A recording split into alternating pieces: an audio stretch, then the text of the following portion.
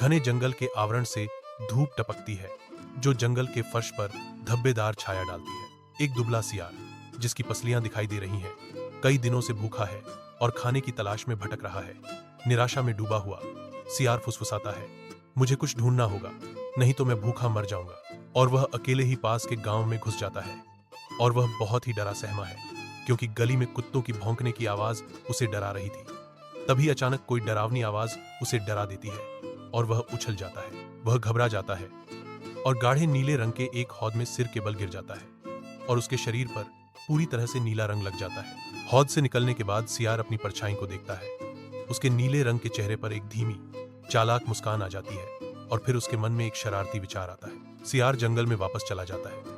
उसकी आंखें खुशी से चमक रही थी और वह जंगल की तरफ बड़ी अकड़ के साथ चलता जाता है। और तभी वह गुर्रा के सबको बुलाता है।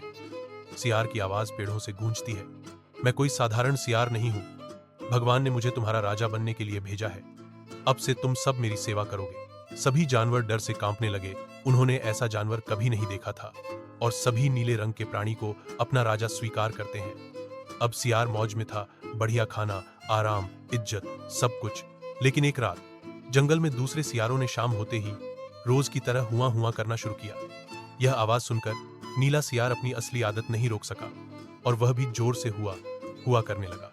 उसकी आवाज सुनते ही सारे जानवर समझ गए कि यह तो एक आम सियार है जिसने हमें धोखा दिया है। गुस्से में आकर सभी जानवरों ने मिलकर नीले सियार को जंगल से भगा दिया। सीख, झूठ ज्यादा दिन नहीं टिकती।